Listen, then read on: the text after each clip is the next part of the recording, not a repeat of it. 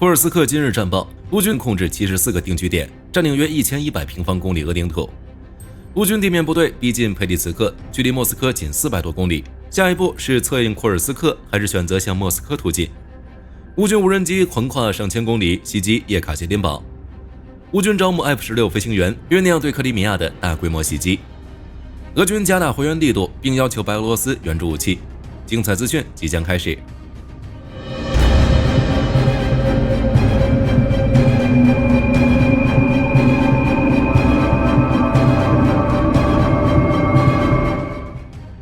截至8月14日早上8时，乌军在库尔斯克的攻击还在继续。尽管俄军已安排大量部队前来阻击，但乌军进攻速度仍然不慢。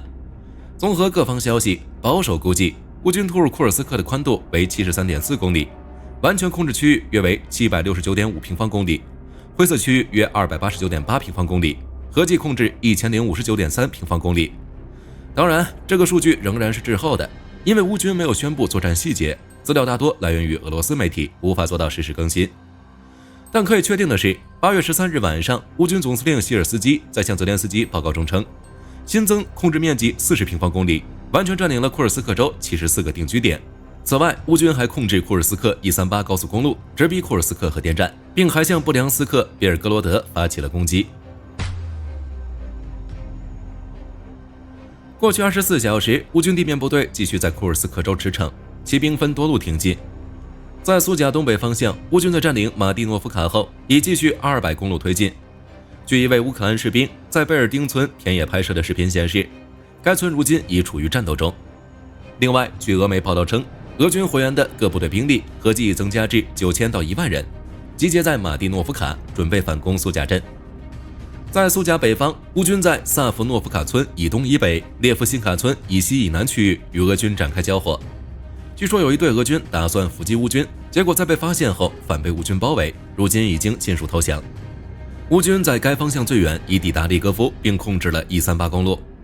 从利戈夫经138到库尔斯克核电站只有24公里。目前俄军已开始在利戈夫外构筑阵地，大战一触即发。在苏贾西方，8月13日，乌克兰空军向特基诺投掷高精度航空炸弹，摧毁了隐藏在工业区和森林地区的俄军集结点和机库。在苏贾西北方向，乌军第225独立突击营士兵在刘比莫夫卡将标志牌换成乌克兰文的牌子。在克雷米亚诺，俄军实施了反击，但遭遇失败。此外，乌军已在克列涅沃郊区与俄军进行交战。在苏贾南方，乌军已在盖沃村插上了乌克兰国旗，邻近的普列沃霍村也有乌军现街道巡逻。在库里洛夫卡，据最新的消息显示，俄军第1428摩托化步兵团被3面围困，即将被拿下。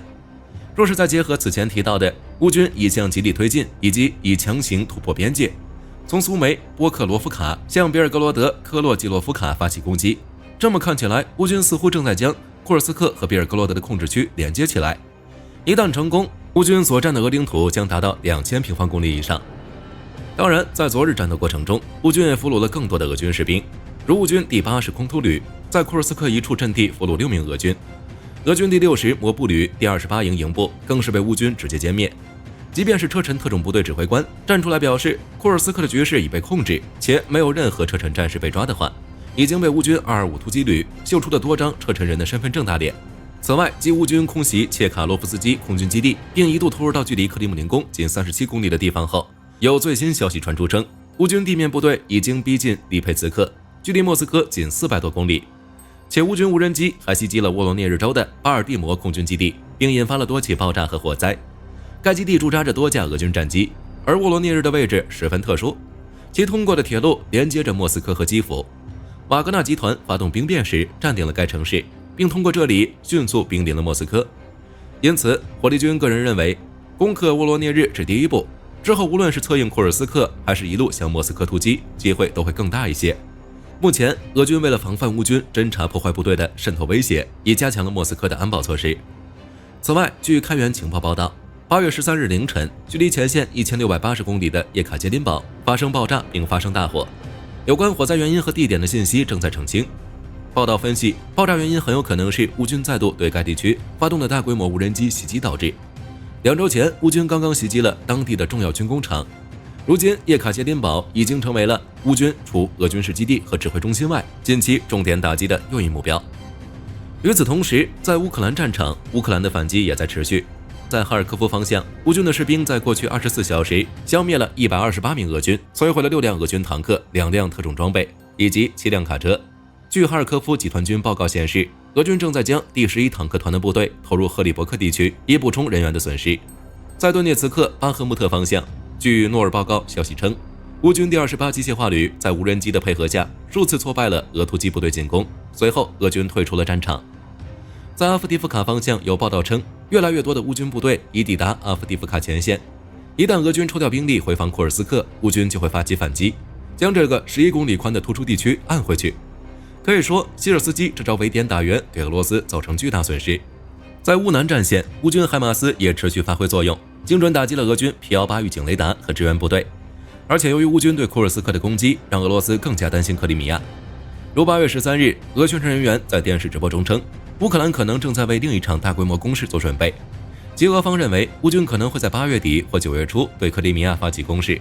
作战内容包括但不限于切断通往克里米亚的陆路通道，以及对克里米亚大桥进行大规模的 F-16轰炸。要知道，乌军已经开始了对 F-16飞行员的招募。据悉，泽连斯基在基辅会见了来访的美国参议院2党代表团期间，其不仅当面感谢了美国对乌克兰的支持，还希望美方能允许乌克兰使用美方提供的远程武器打击俄军目标。对此，美国参议院共和党重量级参议员格雷厄姆在基辅表示，我将敦促拜登向乌克兰提供所需武器，以赢下这场战争。美国国会也表示，目前已经与基辅就使用 ATACMS 导弹攻击俄罗斯领土进行了私下谈判。此外，格雷厄姆还建议乌克兰招募那些退役的 F-16飞行员来乌克兰作战，直到训练出乌克兰自己的飞行员。可以说，乌军实力在北约、欧盟的支持下正在飞速发展。而俄军通过库尔斯克战役的表现，其资源已濒临极限状态，目前正通过各种措施延缓死期的到来。首先，俄军加大了回援力度。据乌克兰军方发言人德米特罗·莱霍维8月13日表示，俄军已将部分军队撤出乌克兰南部，返回本国领土，以试图抵御乌军不断升级的跨境行动。立陶宛国防部长劳里纳斯·卡丘纳斯在与泽连斯基会晤时称，俄罗斯已将其部队从飞地加里宁格勒调往库尔斯克州。这一点从库尔斯克前线俄军加里宁格勒第11军第18摩步师第9摩步团已有士兵被俘虏可以证明。其次，8月13日，据白俄罗斯消息人士透露，因俄罗斯在库尔斯克和其他方向武器短缺的紧急请求，卢卡申科批准将一些白俄军队的装备转移到俄罗斯武装部队。值得注意的是，这并不是卢卡申科第一次向俄罗斯方面转移装备和弹药。2022年，俄军在乌克兰面临严重问题，特别是损失惨重时，就曾向白俄罗斯求援。为此，白俄罗斯向俄罗斯转移了大量装备。而如今，俄罗斯继续要求白俄罗斯转移装备，这说明俄罗斯庞大的库存已快消耗殆尽，不得不开始消耗盟国的资源。最后，据彭博社报道，由于损失巨大，俄罗斯可能于2024年底宣布新一轮动员。报道认为，俄军缺乏新兵来补充前线的损失，目前的损失已达到俄乌战争全面爆发以来的最高水平。据彭博社援引3位亲近克里姆林宫和俄国防部的消息人士话称，不可能通过合同兵来解决补充军队的问题。尽管俄罗斯每个月动员2.5到3万人，但仍然无法补充每个月的损失。俄军内部已出现兵源不足的情况。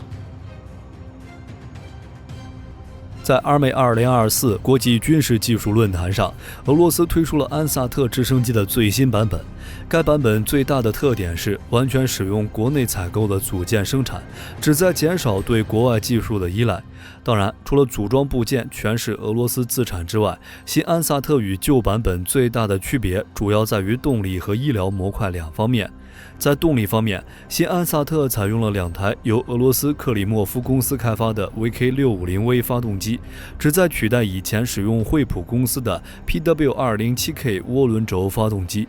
而且据俄罗斯表示，该款发动机还将取代国内其他直升机上的外国发动机。在医疗模块方面，其配备了专为患者运输和飞行护理而设计的通气系统和远程心电图等设备，可以维持伤员的重要身体机能，并在飞行过程中提供强化治疗。随着该模块的改进，使得新安萨特更适用于医疗后送任务，特别是在医疗设施无法立即进入的地区。据美国突破防卫报道，8月5日至8月16日期间，美国在摩洛哥将会在摩洛哥阿尔迪加附近举行一场联合演习，用以测试新的电子战技术。此项演习是摩洛哥组织的最重要的军事活动之一，与1年1度的非洲式演习并列。其中，美国陆军第2多域特效营将会是在这次演习的核心。该营结合了无人机、网络安全软件以及卫星馈送等多项先进技术，可通过先进的电子设备探测并固定潜在目标的位置，然后依据实际情况来使用无人机武器对目标进行干扰或摧毁，亦或者将目标的位置信息传递给远程导弹发射器，以进行更加具有针对性的打击。摩洛哥表示，通过这次演习，其作战部队能够学习到美国先进的电子战方式。另外，据相关信息显示，摩洛哥已经举行类似演习近20年，其正在通过参加境外军事演习或在国内举办军事演习的方式，以此来提升现有的军事力量。据 X 平台8月14日消息，洛马公司和通用动力公司宣布签署一项战略合作协议，将合作生产固体火箭发动机。从2025年开始，在阿肯色州卡姆登的通用动力工厂初步进行制导多管火箭系统的固体火箭发动机的生产工作。在该项目之后，将采用分阶段的规划方法，以过渡到其他产品。洛马公司特别强调，此次合作旨在保持强大和多样化的固体火箭发动机供应链，对维护国防安全至关重要。据中时新闻网8月14日报道，鉴于美英澳三方安全伙伴关系计划最快也要到2040年才能确保澳大利亚具备核潜艇等战略技术，而目前各式测评工作进展极其顺利的 B-21 预估最快2027年即可投入服役。为此，澳大利亚特意发布了一份防务报告，旨在探讨如何增强其防卫能力，重点提及了一项名为 B 计划的战略，有意向美国采购 B-21 轰炸机，以强化澳大利亚整体的空战力量。如果美国能够同意这项采购计划，澳大利亚将允许美国空军的 B-21 在本土进行部署行动。不过到目前为止，美国官方并未对此作出正面回应。据自由时报8月14日报道，俄罗斯在陆军2024国防工业展上展示了一款最新型号的海曼无人艇。该艇目前被定位用于近海防御、布雷、扫雷、擎肩针等任务，并具备500公斤的载荷量，进行自杀攻击任务。它的大小与乌克兰的马古拉5大致相同，最高速度83公里每小时，航程500公里。最引人注目的是，在海曼无人艇后部的建筑上装有一根特殊的天线，尽管这一根天线被迷彩网罩住，但仍能清晰地看到它的边角外形与星链网络天线极其相似。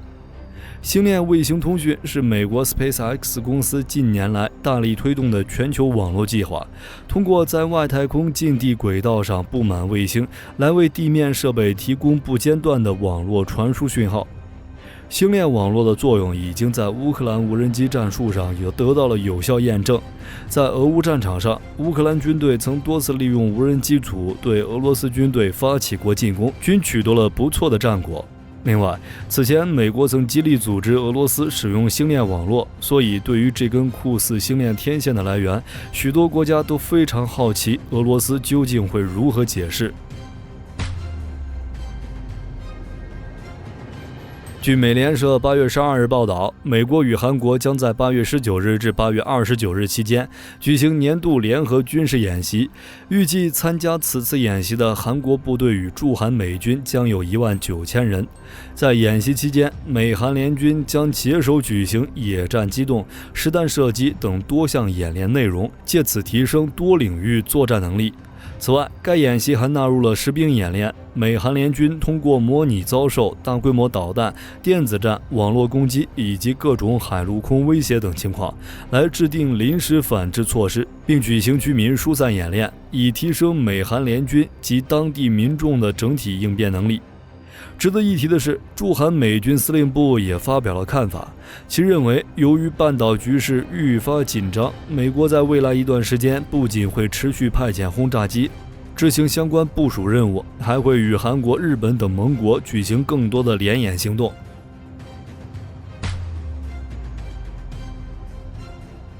据美国国防部8月13日消息，美国海军与日本海上自卫队在日本北部沿海的陆奥湾成功完成了一场水雷战演习。这次演习为期11天，由14艘日本海上自卫队舰艇以及美国海军的复仇者级水雷对抗舰进行参与，旨在清理模拟雷区，以确保海军舰艇能够安全通行。另外，在该演习中，美日还进行了首次无人系统双边试验。日本表示，通过这次演习，进一步深化了双方的军事合作关系。据英国经济时报8月11日消息，印度正在加速核潜艇交付进度，其重点强调了阿里格特号核潜艇将于今年10月前服役。目前，印度有一个弹道导弹核潜艇及歼敌者号核潜艇，以及16艘柴电潜艇，包括6艘旧的俄罗斯基洛级潜艇、4艘德国重型潜艇和6艘新的法国幼鱼级潜艇。而印度当前的目标则是拥有18艘柴电潜艇、4艘弹道导弹核潜艇、6艘攻击型核潜艇。至于印度强调的阿里加特号核潜艇，是其第2艘弹道导弹核潜艇。按照印度计划，预计明年第3艘弹道导弹核潜艇可投入使用，而第4艘则还在建造中。另外，印度还准备建造配备鱼雷、反舰和对地攻击导弹的核动力攻击潜艇。该计划最初目标为6艘，因成本预算过高，现已缩减到2艘。至于缺少的4艘，印度打算在未来分阶段进行。据路透社8月13日报道，美国已批准对以色列的最新军售案。这些军售物资包括50架 F-15、30枚 AIM-120C 先进中程空对空导弹，超过3万枚120毫米战车弹筒药，5万枚高爆制导迫击炮，以及数量不明的改装型中型战术轮车，总价值约200亿美元左右。按照计划，这笔军售将分批次进行交付，除了 F-15将于2029年交付以外，其余装备预计于2026年起交付。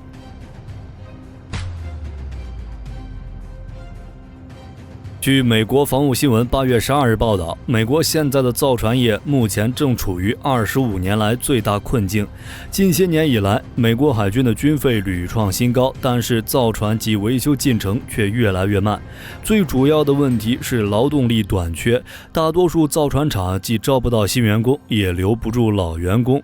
以威斯康星州的芬坎蒂尼马里奈特海事造船厂为例，该厂目前承接了一份合约，建造6艘新型导弹护卫舰，并有机会再获取额外4艘的新订单。然而，由于造船厂人手不足，该厂每年只能生产1艘。无独有偶，随着经验丰富的老师傅们退休之后，美国各地的造船厂都在面临着人手不足的严峻考验。为了解决这一难题，美国海军采取了留任补贴政策，凡是能够胜任造船厂工作并决定留任的工人，将收到近1万美元的奖金。值得一提的是，美国海军部长德尔托罗还在缅因州一所学校的毕业典礼上强调了传播计划的重要性，想以此呼吁更多的年轻人加入到该领域中。据美国防务新闻8月13日报道，美国陆军现已和数家国防工业签约合作，研发不同等功率等级的高能激光武器原型，并将在2025年初参与进一步测试评估。后续将拟定在2025年10月1日至12月31日期间，宣布已符合要求的厂商，并由其打造下一代短程防空用的高能激光系统。美国陆军此前强调了其需求，包括不同功率的激光、对威胁的应对能力，以及激光武器在沙尘密布的等恶劣环境下的后勤维保等，而这将会成为各厂商开发此新锐武器系统的重要关键。目前已知投入相关计划的厂商包括洛克希德马丁、Enlight 等公司。另外，已于近期派往中东进行实战测评的导能机动短程防空系统原型车也将参与此次测评。好了，本期节目到这里就结束了。大家觉得乌军会选择只攻俄罗斯，从而对俄军造成压力，实现谈判优势吗？欢迎在评论区留言。我是火力军，下期再见。